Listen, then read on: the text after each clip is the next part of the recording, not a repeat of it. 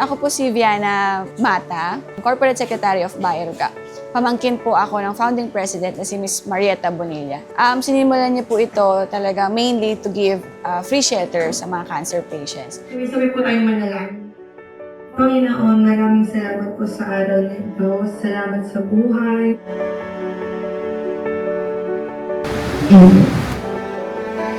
Wala pa pong Bahay Aruga, si Tita Mayet po talaga. Ito yung advocacy niya, talagang magkaroon ng medical mission sa mga bawat ospital. Sila yung mga galing iba't ibang probinsya ng Pilipinas. Lumuwas sa Maynila, nirefer talaga sila ng mga hospitals na probinsya na pumunta na ng Maynila para pagpatuloy yung gamutan. Kasi dito lang sa Manila yung mga hospital na fully equipped.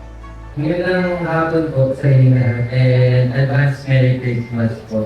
Actually, first time po pumunta. Matagal ko na pong parang gustong magkaroon ng experience, makasama po yung mga katulad niyo po na may pagsuot at kaya.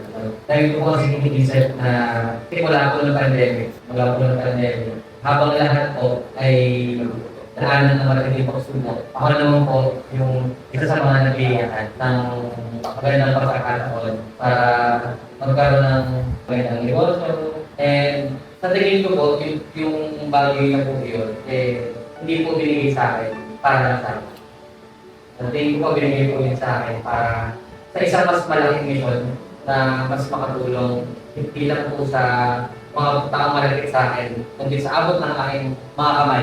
Kaya dahil yung mga iniisip, taon-taon, yung Pasko po, I think, hindi lang po siya dapat para sa akin. Kasi buong taon na po ako binibigay. Ito po yung isa sa mga pagkakataon para makareflect sa paggamit sa akin bilang instrumento ng Diyos kung paano para niya maaabot. Ito po, tingin ko hindi po ito galing sa akin. At hindi po talaga ito galing sa akin. Hindi po ito galing sa akin. Kaya po ako tingin ko pinayayahan para maging tulad. Para maging tulad sa maraming tao. Ngayon nga po, maging tulay para sa inyo sa munting po namin handog. Hindi man po malaki, pero at least makasama kayo, bigyan kayo ng konting kasiyahan, ng konting regalo ng yung Pasko. And bukod po sa mga regalo ko, pinakahiling ko po at pinakadasal. Sana, at naniniwala po ako na ibibigay po ni Lord yung kagalingan sa power ko. Ang pinakamasayang mangyayari bilang Muslim, hindi po pati sa amin, ngayon Pasko. Malaman po namin, sa susunod ng bisita, lahat po nakaharap sa amin ngayon, cancer-free. Maraming salamat po. And ako po si JD, and kami po yung buo ng Joyful Family. So yan. So nakakatawa naman po ng puso na kayo po yung makaharap namin, tapos yung mga kwento po naririnig namin, yung mga makakauwi na po. So, dyan pala po parang sulit na po kami dun sa mga regalong ibibigay namin. Parang binigay na rin po kami ng regalo. Ang pinakatalaga po sa amin, hindi po ano po bagay na may ibibigay po sa amin. Pero po, yung malaman po namin na unti-unti po kayo lumalakas, gumagaling, at mawawala ng sakit, pinakamagandang regalo po sa amin. Yung Pasko. Kaya Christmas po, so siguro po kakain muna tayo na. Pabili natin, may mga food po kami pinahanda para sa inyo po.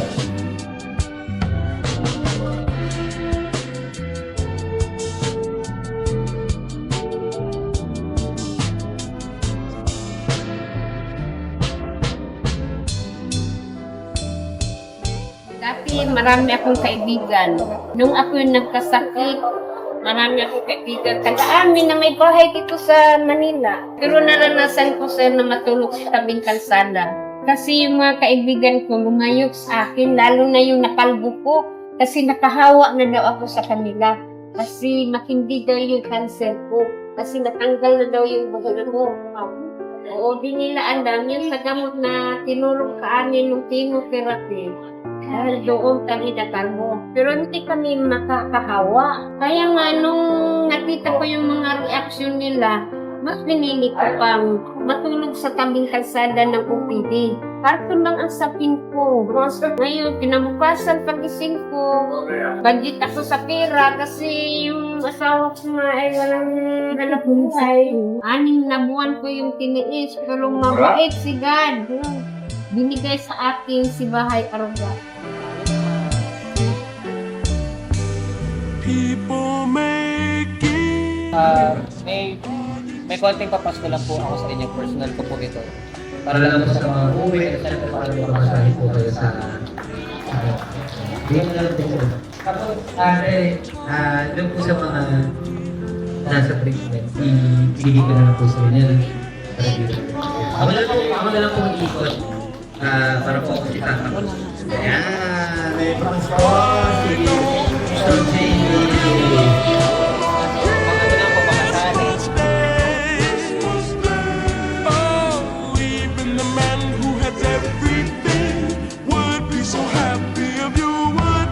Sino po yung nasa treatment po yung kasama? Wala na po? Iwan ko po ito. Kasi po, for transparency, ito po ay 40,000 lahat. So, iwan ko po yung natitira para sa lahat ng mga nandun pa po sa video.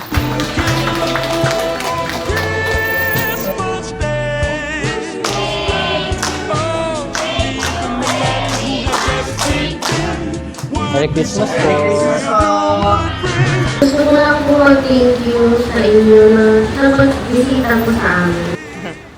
Thank you po sa mga biyayang pinigay niyo po sa amin and Merry Christmas. Pagaling po at lumaban lang, no? Mula po sa pinaka matanda hanggang sa pinakabata na lumalaban, lalo na sa mga kabataan natin na nandito. Fight!